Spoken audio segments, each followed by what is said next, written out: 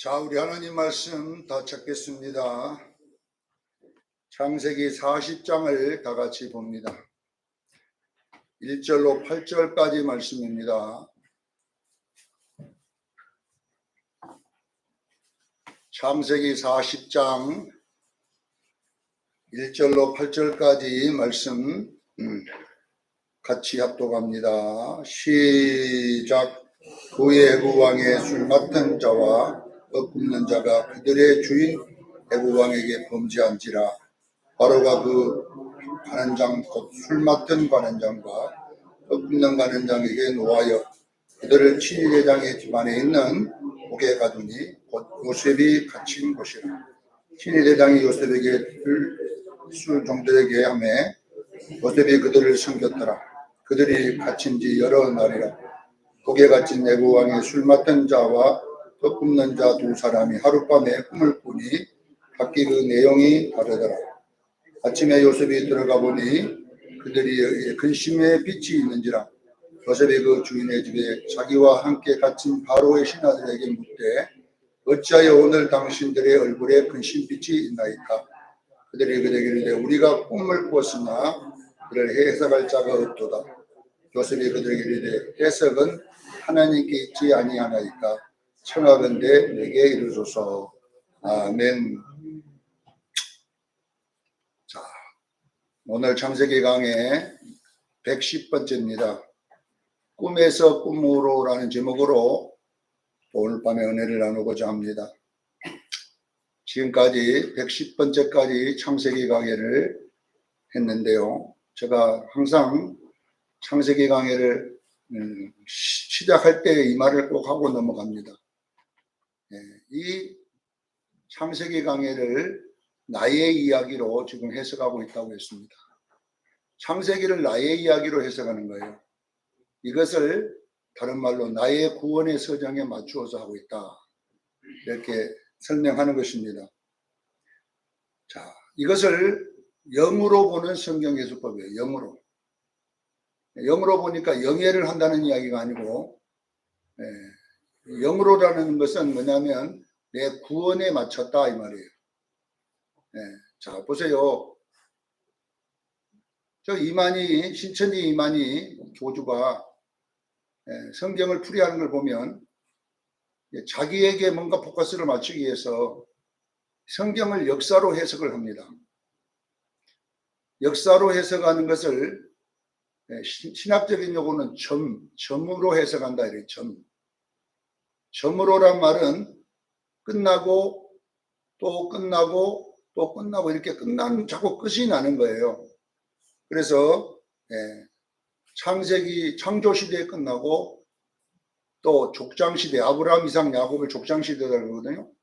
족장시대 끝나고 모세시대 끝나고 그 다음에 이스라엘 백성들의 이야기 광야시대가 끝나고 또 선지자시대가 있잖아요. 왕족시대, 선지자시대, 그 다음에 또 예수시대. 예수시대가 끝나고 그 다음에 성령시대, 교회시대를 성령시대잖아요. 교회시대 끝나고 이제 남은 것이 요한계시록 시대다. 그래가지고 이제는 나머지 다 끝났으니까 이제 요한계시록 시대만 남았지 않느냐. 그러니 요한계시록을 받아먹은 이긴 자 이만희의 말을 들어야 된다. 그래서 신천지가 요한계시록 공부하십시다 그런단 말입니다. 다 끝나고 이제 남은 건 요한계시록밖에 없으니까 이렇게 해석해서 성도들이 맞다 끝나고 이제 요한계시록 시대다. 여러분요, 이렇게 보는 것을 역사적으로 성경을 잘못 보고 있는 거예요. 성경을 영이라고 내가 이야기하는 것은 끝이 안 나는 거예요. 성경은 천지는 없어지나 말씀은 없어지지 않습니다. 아멘. 할렐루야. 천지는 끝날지 몰라도요, 이 말씀은 영이거든요. 안 끝납니다. 자, 그러면 안 끝나는 것을 뭐라고 하냐? 선으로 보는 성경 방법. 선이라고 하는 것은 이어진 거죠. 안 끝나. 딱 연결돼서 계속 가요. 그래서 창세기에서 계시록이 보이는 거, 계시록에서 창세기가 보입니다. 계시록의 내용하고 창세기 내용은 같습니다. 보인다는 이야기는 똑같은 이야기라는 거예요. 자, 계시록 내용하고 창세기 내용이 같아요, 틀려요? 같습니다. 그러나 역사는 다릅니다. 역사로 보면. 자, 그럼 어떻게 같냐? 창세기가 있는 이 대본, 창세기에 기록된 대본하고 요한계시록의 대본은 내용이 똑같다는 이야기예요. 자, 대본은 같고 거기에 등장한 인물만 다를 뿐입니다. 할렐루야. 따라합니다. 대본은 같고 연기자만 다르다. 아시겠지요? 대본은, 말씀은 똑같은 대본이에요. 그러나 시대에 따라 연기자들은 자꾸 사라지니까 대본은 같고 연기자만 다릅니다. 아브라함이 연기했던 것, 이제 그 대본이 누구에게 왔냐? 여러분에게 와 있습니다. 할렐루야. 아브라함이 갖고 살았던 그 대본, 말씀은 오늘 제가 갖고 있는 것입니다. 그래서 하나님의 말씀은 끝나는 게 아니라 영원합니다. 단지 그 시대마다 그 말씀대로 살아가는 사람들은 다를 뿐이에요. 이것을 뭐라고 하냐? 영으로 보는 성경법입니다. 아브라함의 자리에 내가 앉아 있는 거예요. 아시겠죠? 야곱의 자리에 이제 내가 있는 것이고, 이스라엘의 백성의 자리에 이제 내가 연기하는 거예요. 이스라엘 백성이 홍해를 건넌 건 내가 건너야 돼. 어떻게? 세례라고 했잖아요. 할렐루야. 이렇게 광야 생활, 신앙 생활, 이스라엘은 광야 생활이고 우리는 교회 생활입니다. 똑같아요. 대본은 같고 단지 연기자만 바꿔줬을 뿐이에요. 그래서 여러분, 아브라함이 했던 그 말씀의 자리는 내가 있어야 될 자리고, 아브라함이 순종했던 그 말씀은 또 내가 순종해야 될 말씀입니다. 이렇게 여러분들이 성경을 보기 시작하면 아브라함의 이야기가 아니라 나의 이야기가 되는 거예요. 아, 나의 이야기구나. 아브라함의 하나님은 나의 하나님. 아브라함의 하나님이요, 이삭의 하나님이요, 야곱의 하나님이요, 조승건이 하나님이요, 여러분의 하나님입니다. 그래서 여러분들은 자꾸 아브라함의 하나님 하면 안 되고 이제 나의 하나님입니다. 자, 여러분요, 갈렙의 특징이 뭔지 아세요? 갈렙이 여호수아에게 내 땅을 달라고 할, 헤브론을 달라고 할 때에 모세의 하나님이란 말을 안 씁니다. 갈렙은 나의 하나님 여호와가 이 산지를 내게 주기로 했지 않습니까? 모세의 하나님이 아니고 누구예요? 나의 하나님. 여러분, 역사의 하나님, 아브라함의 하나님이 아니라 누구 하나님이라고? 지금 나의 하나님이에요. 근데 우리는 전부 다 역사 공부를 하고 있어요. 아브라함이 만난 하나님하고 나하고 뭔 상관이냐 이 말이에요. 상관이 없으면 안 돼요. 아브라함의 하나님은 살아서 지금도 나의 하나님으로. 아브라함이 가는 길을 내가 가도록. 이것이 뭐냐 그러면 구원의 서정입니다. 기억하기를 바랍니다. 그래서 로마서 8장 30절에 제가 키워드를 잡고 지금 설교를 하고 있습니다. 로마서 8장 30절은 제가 시간마다 하는 이야기이기 때문에 다 외워야 돼요. 자, 하나님이 우리를 세 가지. 첫째는, 두 번째, 세 번째, 영원한. 이거 지금 바로 티 나와야 되는데 지금 꼬물꼬물하다가 지금 나와. 그러니까 우리가 여러분 설교는 들어도 이 생각을 안 하고 사는 거예요. 우리 구원의 서정에는 3단계가 있습니다. 뭐냐? 첫째, 부르시고가 있고, 부르시고는 우리가 예수 믿고 거듭난 과정. 이게 어릴 때예요, 어릴 때. 그 다음에 의롭게 하시면 청년의 과정, 성숙의 과정임을 믿으시기를 바랍니다. 영화롭게 하고는 어른의 과정, 장년. 그래서 우리 영혼은 거듭나고 자라고 어른이 되고, 이 세 가지 색깔, 이것이 구원의 서정으로 되어 있어요. 근데 오늘날 성도들을 이것을 구분을 안 해주다 보니까 성도들이 그냥 교회 다니면 되는 줄 알아요. 아닙니다. 분명하게 여러분들에게 신앙생활이 있음을 믿으셔야 됩니다. 자, 그러면 부르시고 의롭게 하시고 영화롭게를 한번 제가 여러 가지를 한번 갖다가 맞춰볼게요. 이 세 가지에다가 맞춰보면 이스라엘에는 3대 절기가 있습니다. 출애굽기 23장 15절부터 17장까지 내용이잖아요. 17절까지. 자, 3대 절기가 뭐예요? 유월절, 맥추절, 수장절. 그래, 이것이 뭐냐? 구원의 서정이다니까요. 자, 부르시고가 유월절입니다. 의롭게 하시고 오순절, 맥추절입니다. 그 다음에 영화롭게가 수장절입니다. 이것이 뭐냐 그러면 하나님을 농부로 볼 때에, 하나님을 농부로 볼 때는 이렇게 되는 거예요. 첫째, 유월절은 심고, 그 다음에 오순절은 자라게 하시고, 그 다음에 수장절은 곡식을 거두어 저장하고, 이 3대 절기가 되어 있음을 믿으시길 바랍니다. 이 3대 절기는 곡식에 따라 맞춰놓은 거예요. 그래서 유월절은 뭐냐? 거듭남의 이야기. 맥주절은 뭐냐 그러면 우리의 신앙생활의 이야기, 광야 40년의 이야기. 그 다음에 수장절은 가나안 땅 들어가는, 우리는 하나님 나라 들어갈 줄로 믿습니다. 이렇게 일부러 이렇게 쪼개놓은 거예요. 이걸 아시라. 자, 그러면 성막도 마찬가지예요. 성막도 성막들, 성소, 지성소 세 개로 나눠놨잖아요. 성막들은 거듭남의 이야기. 아시겠죠? 번제단, 물두멍, 다 거듭남의 어릴 때 이야기. 성소는 신앙생활의 이야기. 그래서 물두멍은 기록된 말씀. 그 다음에 성소 안에 있는 떡은 행하는 말씀. 먹는 말씀을 믿으시길 바랍니다. 내 삶에 행하는 말씀. 말씀을 들었으면 행해야 될 줄로 믿습니다. 이게 신앙생활인 거예요. 신앙생활이라고 하는 게 뭡니까? 말씀을 행하는 것. 그러면 이 성소 안에는 떡을 먹잖아요. 떡을.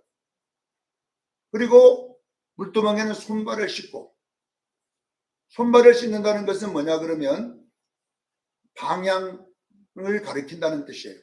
내가 어떻게 살아야 될 것인가를 방향을 가르쳐 주는 것이 기록된 말씀임을 믿으시길 바랍니다. 기록된 말씀에 손발을 씻어야 돼. 물두멍은 이 기록된 말씀이에요. 그러니까 이 말씀을 보고 그 말씀대로 사는 것이 성소 안의 떡입니다. 아시겠죠? 아무렇게나 사는 게 아니에요. 반드시 물두멍에 손발을 씻고 성소 안에 들어가 삽니다. 알겠지요? 우리가 기록된 말씀을 들었으면 행하기를 저를 축원합니다. 이것이 성소 안에 있는 떡. 자, 성소 안의 떡을 먹으면 어떻게 되느냐? 앞에 있는 촛대에서 빛이 납니다. 이것이 뭐냐? 빛의 열매. 아시겠지요? 빛의 열매가 나타나야 될 줄로 믿습니다. 그게 예수님의 인격입니다. 하나님의 말씀을 보고 예수님 닮게 되어 있거든요. 그 다음에 향단. 예수님의 성품, 성령의 열매입니다. 할렐루야. 그래서 신앙생활을 하게 되면, 말씀을 먹으면 우리 인격으로 밖으로 나타난 예수님의 모습을, 그래서 빛의 열매다 그래요. 안에 있는 예수님의 성품을 성령의 열매라고 그래요. 이것을 성도의 옳은 행실, 빛나고 깨끗한 세마포 옷이라고 그래요. 이걸 입어야 어디로 들어가느냐? 지성소로. 이 지성소가 생기는 가나안 땅 또는 혼인잔치. 할렐루야. 그래서 요한계시록 19장 7절로 8절, 9절까지 빛나고 깨끗한 세마포를 입은 자들만 혼인잔치의 청함을 받더라. 할렐루야. 이게 지성소입니다. 자, 우리는 여러분 지성소까지 들어가기를 바랍니다. 그래서 지성소는 뭐라고 하냐? 유니온 크라이스트, 그리스도와 연합이라 이렇게. 혼인잔치란 말은 예수님과 연합되는 겁니다. 할렐루야. 지성소의 법궤와 연합인 거거든요. 자, 이것을 여러분 다 이 기도 이렇게 되어 있어요. 자, 출애굽기도 마찬가지잖아요. 출애굽기도 홍해 전까지 이게 좀 부르시고, 아시겠지요? 홍해 전 애굽에 있을 때를 부르시고, 그 다음에 홍해 건너서 40년 동안을 의롭게 하시고, 요단강 건너 가나안 땅을 영화롭게 하시고, 이렇게 세 등분돼서 강으로 딱 이렇게 3등분을 딱 해놓고 부르시고 의롭게 하시고 영화롭게 하시고. 보세요. 지금 연기자만 다르고 대본은 같다. 지금 그 이야기 지금 하고 있는 거예요. 부르시고 의롭게 하시고 영화롭게 한다는 대본은 똑같아요. 단지 시대마다 연기자만 바꿔졌다. 노아의 방주도 마찬가지. 1층, 2층, 3층으로 되어 있어요. 1층은 뭐냐? 부르시고, 2층은 의롭게 하시고, 3층은 영화롭게. 이것이 완성돼야지 구원받는 줄로 믿으시길 바랍니다. 방주에 들어가는 거예요. 이것이 바로 세마포 옷을 입는 것입니다. 성경은 전부 다 이런 내용으로 되어 있어. 이 세 가지 내용으로 전 성경이 다 그렇게 되어 있습니다. 자, 우리는 이런 것들을 보면서 이제 우리 이 요셉의 이야기를 한번 맞춰보세요. 요셉도 인생이 3번이에요. 첫째, 채세고 0세부터 17세까지. 예. 창세기 37장 3절. 뭐 노리다고요? 채세곧 어릴 때에 부르시고 어릴 때. 그 다음에 노예 옷을 입어야 됩니다. 창세기 30장 23절에 그 채색 옷을 벗겨버린 인들이 벗기고 무엇을 얻냐? 보디발의 집에서 노예 옷을 입고 살아가는 과정이 나와 있습니다. 이 과정은 17세부터 30세까지입니다. 깨닫기를 주에 축원합니다. 요셉의 인생에도 3칸으로 나눠졌다니까. 첫째, 채색 옷을 입은 시기. 그 다음에 노예 옷과 제수 옷을 입었던 시기. 그 다음에 뭐냐 그러면 세마포 옷을 입었던 바로의 총리로 있는 시기. 이것이 뭐냐 그러면 어릴 때가 있고 청년의 때가 있고 그 다음에 장년의 때가 있고. 창세기 41장 4절에 보면 정확하게 요셉이 세마포 옷을 입고 왕이 목에 거는 금사슬을 목에 메고 왕이 타는 버금수레를 타고 있어요. 이게 무슨 말이냐면 이것이 왕 노릇입니다. 알겠지요? 왕은 바로지만 노릇은 누가예요? 요셉이 실제 왕 노릇을 하고 있는 거예요. 일을 하고 있는 거예요. 우리가 잘 알다시피 요한계시록 20장 6절에 보면요. 그리스도와 함께 왕 노릇하리라. 1000년 동안. 할렐루야. 어떤 자에게? 흰옷 입은 자들에게. 1000년 동안 왕 노릇이라고 왜 했냐 그러면 왕은 예수님이잖아요. 그러니까 왕은 아니잖아요.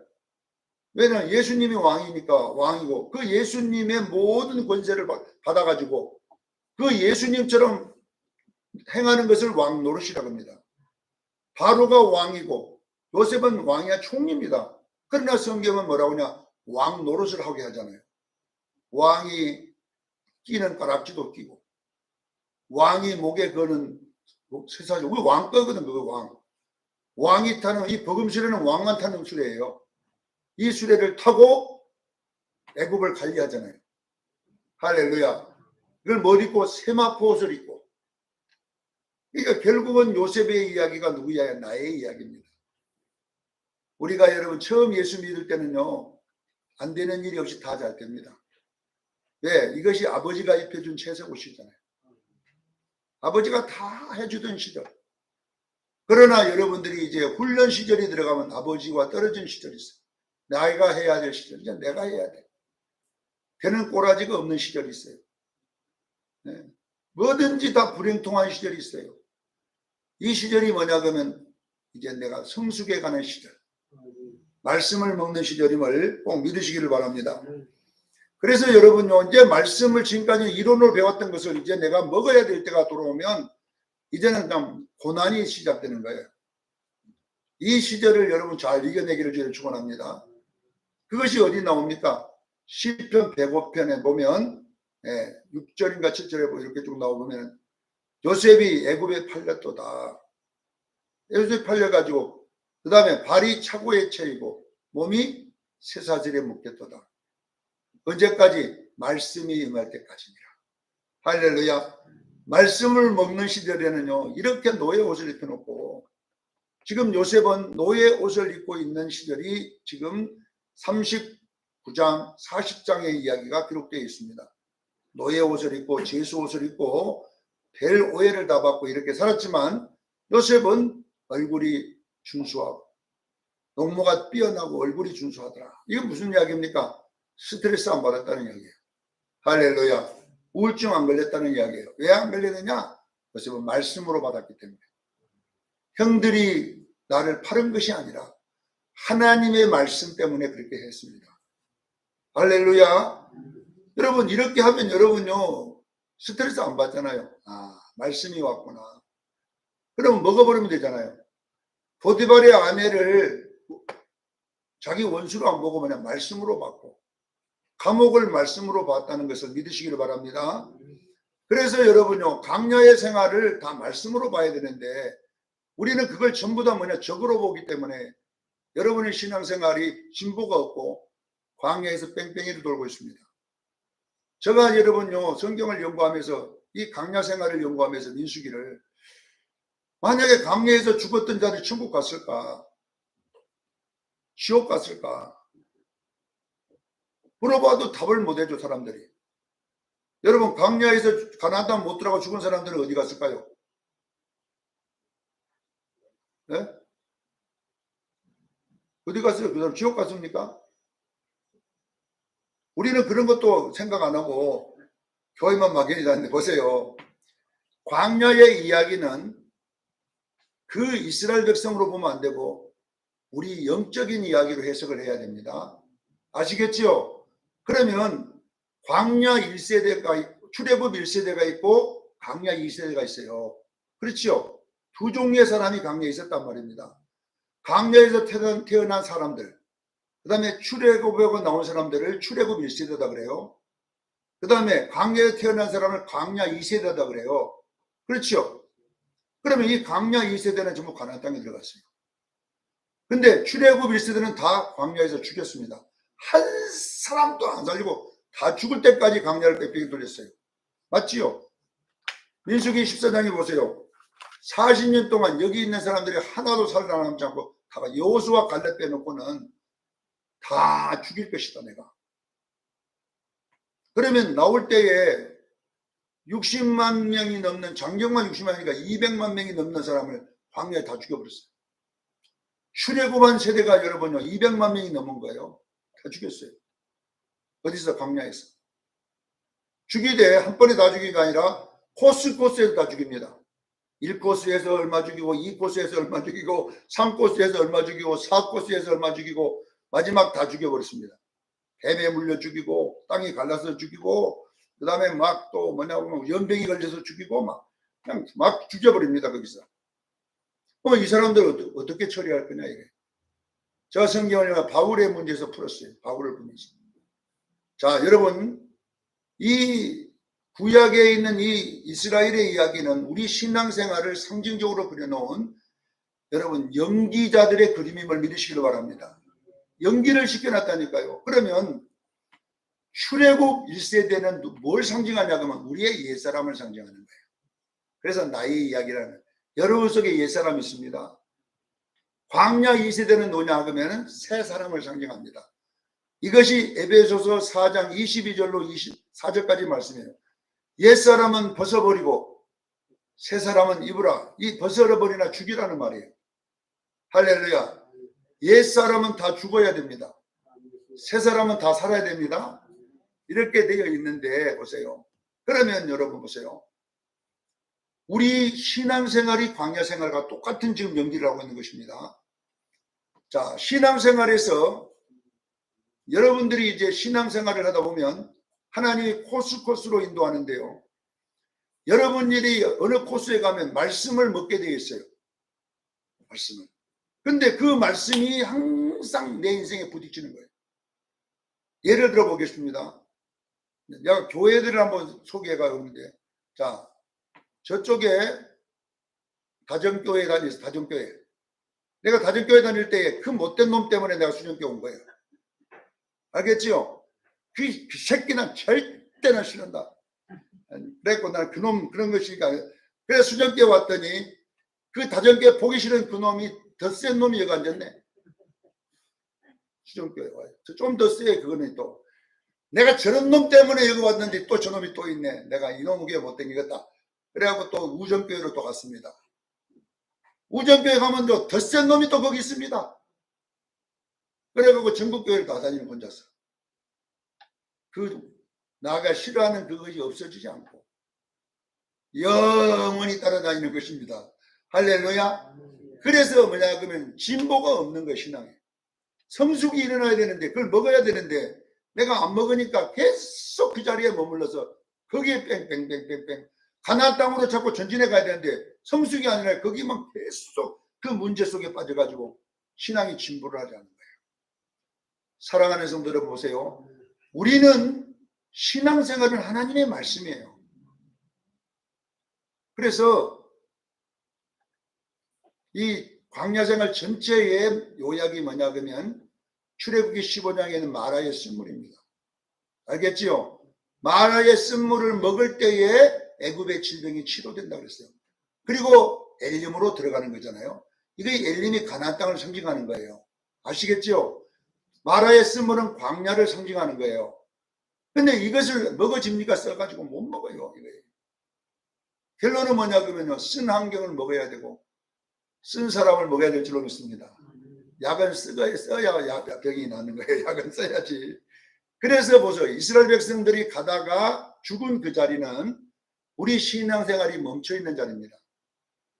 이것을 먹어야 다음 단계로 갈 건데 거기서 계속 불평한 사람은 그 문제만이나 불평하고 계속 불평하고 있는 거예요. 여러분이 불평하고 있는 그것이 하나님의 말씀이에요. 깨닫기를 주의 축원합니다. 내가 싫어하는 그 쓴 것이 하나님의 말씀이라니까요.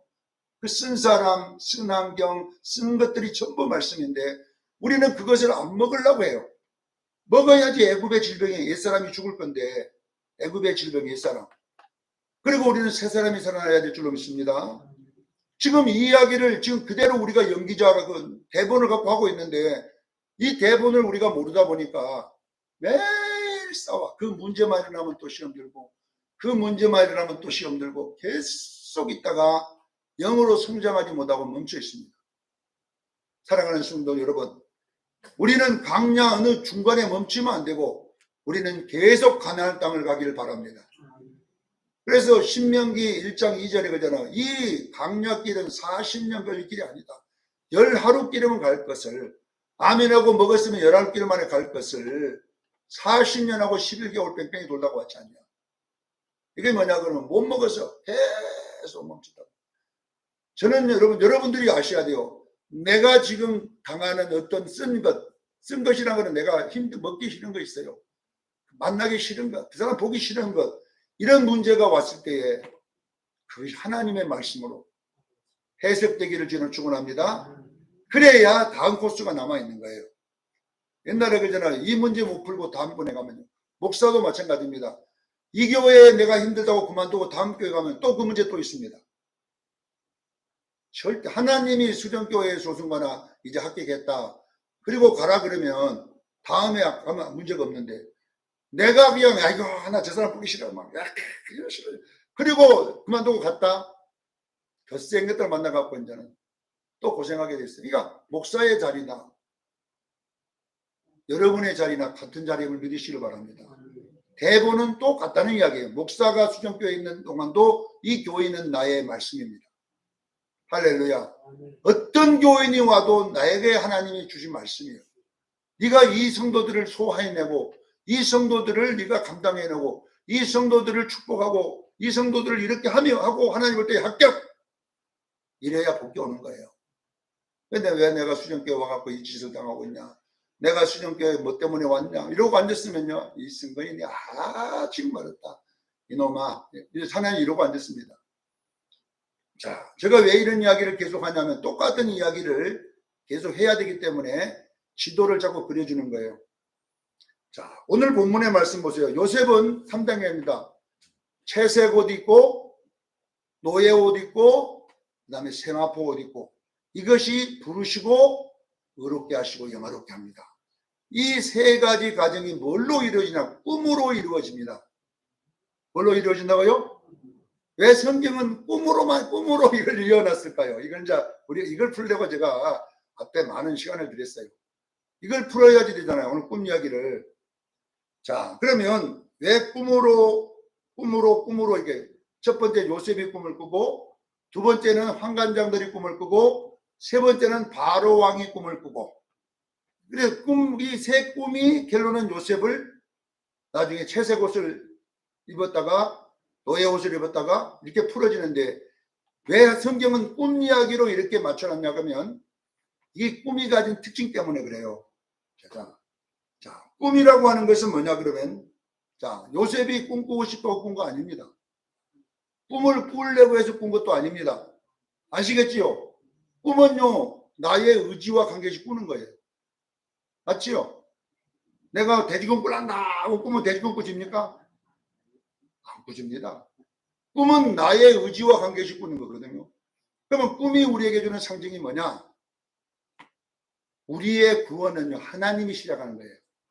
누구의 의지와 관계, 나의 의지와 관계없이 하나님이 거듭나게 하시고 하나님이 진행하시고 누가 완성시켜요? 하나님이 완성한다. 이 이야기를 꿈이라는 비유를 통해 우리가 설명하는 거예요. 자, 우리의 구원은 누가 시작했어요? 하나님이 시작했어요. 그리고 우리를 누가 끌고 가냐? 하나님이 끌고 가시고 하나님이 완성할 줄로 믿습니다. 이것이 구원의 이야기입니다. 그러니까 꿈은 요셉이 만들어낸 것도 아니고 한간장이 만든 것도 아니고 바로 왕이 꿀라 꾼 것이 아니라 하나님이 꾸게 했다고 그러잖아요. 자, 오늘 본문에 보니까 보세요. 오늘 본문 8절에 한번 여기에 보니까 설명해 놨습니다. 8절 한번 읽어봅니다. 요셉이 그에게 이르되 우리 애가 꿈을 여기 좀 여기 보니까 한간장들이 그러잖아요. 그들이 그에게 이르되 요셉에게 우리가 꿈을 꾸었으나 이를 해석할 자가 없도다. 요셉이 그에게 이르되 해석은 하나님께 있지 않으니까 청하건대 내게 이르소서. 자, 꿈의 해석은 누구에게 있어요? 하나님께 있습니다. 이 이야기를 41장에 나오면 요셉이 바로가 꿀 때 봅니다. 꿈은 하나님께 속한 겁니다. 자, 보세요. 꿈은 바로 당신 때문에 당신이 하나님이 자기 일을 위해서 꾸게 하신 것입니다. 이해가 되지요? 환관장이 죽을 꿈은 하나님께 있다고 그러잖아요, 요셉은. 자, 이 말은 무슨 말이냐 그러면 꿈의 특징은 뭐냐 그러면 우리 의지와 우리의 노력과 이런 거 관계없이 꾸어지는 것이 꿈인데 이걸 의도적으로 하면 그냥 우리가 구원받고 싶다고 해서 구원해 주신 것이 아니라 하나님이 구원해 주신 것이에요. 여러분의 아들들을 낳을 때 아들하고 상의했습니까? 네? 아들 보고 나가 낳을 테니까 어찌 되겠냐 이렇게 했습니까? 아들이 낳아달라고 했습니까? 우리가 좋아서 낳아버렸잖아요. 우리가 거듭날 때 하나님이 물어봤습니까? 우리 보고 성령님이 몇 월 며칠 날 갈 테니까 네가 나를 받아들이려 했습니까? 아닙니다. 그는 성령이 일방적으로 내게 들어오셔서 나를 낳으셨습니다. 거듭나게 했습니다. 할렐루야. 그리고 여러분들을 광야로 끌고 가는 거예요. 이스라엘이 광야 간단 말도 안 해. 하나님이 가거라 그랬어요. 그리고 가나안 땅 들여보내잖아요. 자, 우리의 구원은 결론은 꿈처럼 하나님이 시작하시고 하나님이 진행하시고 하나님이 완성한다라는 뜻이 이것이 꿈이 주는 의도입니다. 자, 두 번째, 자, 이 꿈이라고 하는 것을 우리가 이 뜻이 굉장히 중요한데요. 이 꿈이라는 건 히브리어는 할롬이라고 하는 할롬인데 이 할람이라는 동사에서 온 것은 강하다 이런 뜻이고 또는 또 카존이라는 단어를 쓴다. 이거는 비전, 영적인 완성이라는 뜻으로 이렇게 표현한 이건 뭘 이야기하냐면요. 이 꿈이 주는 단어의 뜻이 뭐냐면 그대로 완성된다. 다시 따라합니다. 그대로 완성된다. 뭐대로? 꿈대로 완성된다. 이 지금 이야기하는 거 아닙니까? 요셉이 꿈꾸고 꿈대로 돼버렸잖아요.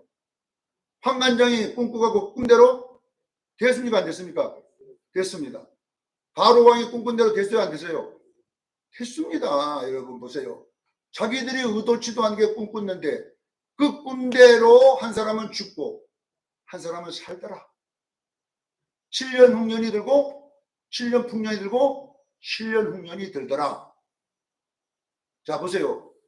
꿈이라고 하는 것은 반드시 그대로 됩니다. 자, 그러면 이것을 여러분에게 적용해 봅시다. 여러분요, 우리가 빨리 알아야 될 게 뭐냐면 하나님이 우리를 부르시고 의롭게 하시고 영화롭게 끌고 갈 줄로 믿습니다. 그러면 보세요. 이 꿈풀이를 해야 돼요. 이걸. 꿈풀이를 잘해야지 축복을 받는 거예요. 요셉이 안 했으면 꿈풀이 잘못해가고 난리 났잖아요. 그럼 꿈풀이를 잘해가지고 애굽이 풍년을 들어 흉년을 대비했잖아요. 자, 무슨 이야기냐 그러면 우리가 우리의 삶을 우리의 지금 일상을 뭘로 맞춰야 되냐면요. 하나님의 말씀으로 맞춰가야 돼요. 우연히 생겨난 일이 아닙니다. 여러분 일생이. 아시겠죠? 우리 수정교회가 우연히 생겨난 게 아니라 하나님의 의도 가운데서 생겼다면 분명하게 나의 오늘의 일은 하나님의 뜻입니다. 여러분이 당하는 이 일을 하나님의 말씀으로 해석하면요.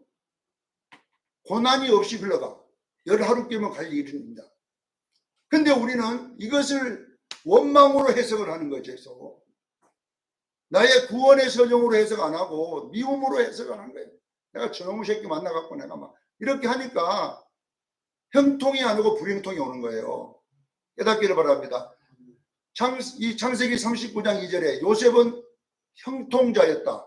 왜? 하나님이 함께 하심으로. 자, 요셉의 형통이 뭐예요? 요셉은 어떤 일이 일어나면 하나님의 말씀으로 해석했어요. 아시겠죠? 애국으로 팔린 것을 뭘로 해석했다고요? 하나님의 말씀. 그 다음에 노예가 된 것이 뭐예요? 하나님의 말씀. 감옥에 들은 것이 뭐예요? 하나님의 말씀. 모든 해석을 뭘로 하냐? 꿈을 어떻게 해석하느냐? 하나님이 하시는 일로. 그러니까 일이 잘 풀려가는 거예요. 아시겠죠? 이것이 꿈풀이인 거예요. 사랑하는 성도 여러분 보세요. 반드시 하나님 우리를 의롭게 하시고 영화롭게 하십니다. 그러면 그 영화롭게 하는 하나님의 말씀을 통해서 합니다. 그러면 그 말씀을 통해서 할 때 여러분이 지금 오늘 어떤 문제가 생기면 꿈풀이를 잘해야 돼요. 아시겠지요? 나에게 이런 문제가 생길 때는 이게 말씀이 온 거예요. 아시겠지요? 아, 말씀이 왔구나. 그러면 이것을 내가 먹어야 되잖아요. 먹어버리면 꿈풀이가 돼가지고 형통할 줄로 믿습니다. 근데 우리는 그것을 말씀으로 안 해석하고 억울하다고 생각해요. 내가 니한테 당했다. 감정으로 해석합니다.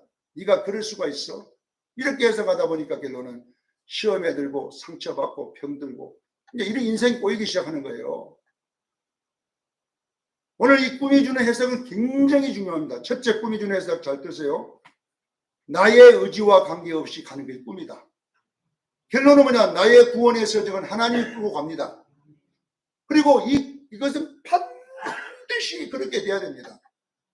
그래서 꿈은 이루어진다. 이건 말은 뭐냐면 내가 가는 길은 정확하게 되기 때문에. 그럼 어떻게 되냐? 이 꿈을 잘 해석해야 돼요. 뭘로 해석해야 되냐? 하나님의 말씀으로 해석하라. 나를 욕하는 사람을 말씀으로 해석하라. 그리고 사랑하라. 그러면 다음 코스가 갈 것이다. 이렇게 여러분들이 꿈으로 할렐루야. 이 꿈이 주는 놀라운 영적인 공식은 어마어마한 비밀이 들어있기 때문에 그래요. 자, 꿈이 나오면 성경에서 이것은 나의 의도와 관계없이 간다. 할렐루야. 그리고 반드시 이루어진다. 이걸 구원의 서정에다가 딱 넣으면 내가 부르시고 하나님이 부르시고 하나님이 진행하시고 하나님이 완성하실 것입니다. 그러면 우리가 당하는 어떤 일 앞에 우리는 그것을 어떤 사건으로 보지 말고 하나님의 말씀으로 보기를 바랍니다. 그러면 먹을 수가 있어요. 그 마라에 쓴 것을 먹어버리면, 소화를 해버리면 하나님이 우리가 빨리 가나안 땅에 들어갈 줄로 믿습니다. 10하루별 만에 들어갈 수 있는데 아직도 우리는 그 꿈을 해석하지 못하고 원망하고 불평하고 짜증내고 미워하고 이러고 있으니까 안 돼. 일이 안 돼. 계속 감옥 속에서 살아야 돼. 계속 노예로 살아야 돼. 이 기간이 짧게 지나가야 되는데 계속 우리는 그 속에서 계속 헤매고 있습니다. 그래서 지금 40년 걸리지 말고 우리 주님 열하루길에 들어가십시다. 그러면 여러분에게 속상한 이야기 왔지요. 여러분에게 정말 힘든 문제 왔지요. 그것을 하나님의 말씀으로 해석해서 소화해내는 능력이 있기를 예수 이름으로 축원합니다. 기도하겠습니다. 거룩하신 하나님 우리 아버지,